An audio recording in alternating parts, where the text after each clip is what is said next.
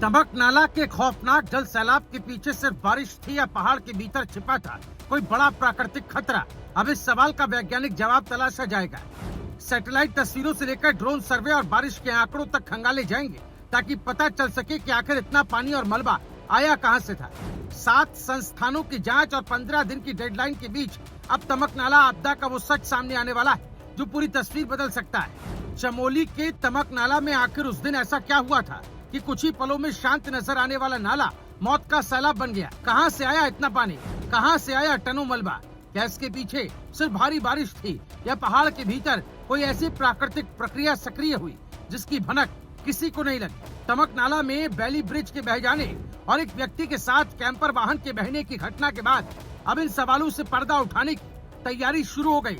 उत्तराखंड सरकार ने इस पूरी घटना की वैज्ञानिक जांच के आदेश दे दिए और इस जांच की खास बात यह है कि एक नहीं बल्कि देश के 7 बड़े वैज्ञानिक और तकनीकी संस्थान इस रहस्य को सुलझाएंगे। इन संस्थानों को सिर्फ घटना की वजह पता करने का काम नहीं दिया गया बल्कि ये भी पता लगाया जाएगा कि आखिर ऐसी आपदा दोबारा आती है तो उसे पहले से कैसे पहचाना जा सकता है। और सबसे बड़ी बात, रिपोर्ट के लिए सिर्फ 15 दिन का वक्त दिया गया है। 10 अगस्त 2026 जगह ज्योतिर्मठ मलारी मोटर मार्ग। तमक नाला अचानक उफान पर आ गया, पानी के साथ भारी मात्रा में मलबा आया और देखते ही देखते 123 BRTF द्वारा बनाया गया बैली ब्रिज पूरी तरह बह गया। लेकिन सवाल सिर्फ पुल के बहने का नहीं, सवाल यह कि आखिर कुछ ही समय में तमक नाला में इतना पानी और इतना मलबा आया कहां से? क्योंकि पहाड़ों में अचानक आने वाला तेज जल प्रवाह कई बार सिर्फ बारिश की कहानी नहीं होता। इसके पीछे बादल फटना हो सकता है, अत्यधिक स्थानीय बारिश हो सकती है, ऊपरी इलाके में भूस्खलन हो सकता है, किसी ढलान का अचानक टूटना हो सकता है या फिर ग्लेशियर, बर्फ या किसी प्राकृतिक जल स्रोत से अचानक पानी का प्रवाह बढ़ सकता है। यही वजह कि इस बार जांच सिर्फ मौके पर जाकर मलबा देखने तक सीमित नहीं रहने वाली। तमक नाला आपदा की वैज्ञानिक जांच के लिए 7 प्रमुख संस्थानों को जिम्मेदारी दी गई है। इनमें वाडिया हिमालय भूविज्ञान संस्थान, राष्ट्रीय सुदूर संवेदन केंद्र यानी NRSC, भारतीय सुदूर संवेदन संस्थान यानी IIRS, उत्तराखंड अंतरिक्ष उपयोग केंद्र यानी USAC, भारतीय भूवैज्ञानिक सर्वेक्षण यानी GSI, भारत मौसम विज्ञान विभाग यानी IMD और राष्ट्रीय जल विज्ञान संस्थान यानी NIH शामिल है। यानी एक ही घटना को 7 अलग अलग वैज्ञानिक नजरियों से देखा जाएगा। कोई पहाड़ की बनावट और भूगर्भीय गतिविधियों को समझेगा, कोई सैटेलाइट तस्वीरों से ऊपरी इलाके का राज तलाशेगा, कोई बारिश के आंकड़े खंगालेगा तो कोई ये पता लगाएगा कि आखिर पानी किस रास्ते से और कितनी तेजी से नीचे पहुंचा। और इन सभी रिपोर्टों को जोड़कर सामने आएगी तमक नाला आपदा की पूरी वैज्ञानिक तस्वीर। जांच का सबसे बड़ा सवाल है, तमक नाला में अचानक इतना पानी आया कहां से?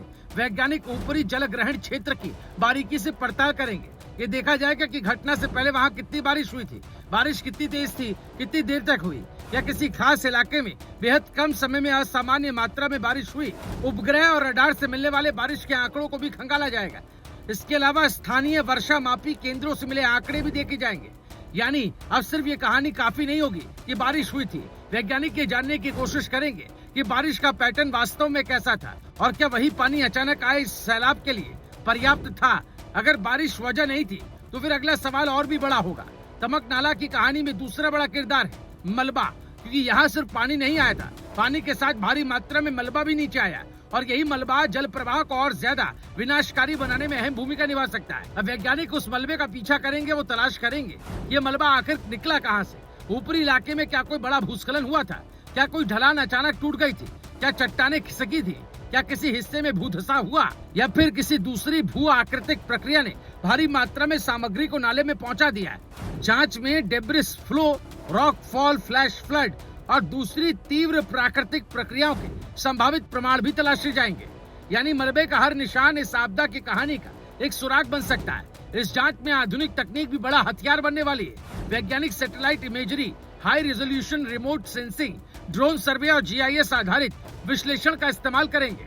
घटना से पहले की तस्वीरें देखी जाएंगी और फिर घटना के बाद की तस्वीरों से उनका मिलान किया जाएगा। कहीं पहाड़ की ढलान बदली, कहीं नई दरारें बनी, कहीं चट्टान खिसकी, कहीं भूस्खलन का निशान मिला, कहीं मलबे ने अपना रास्ता बदला।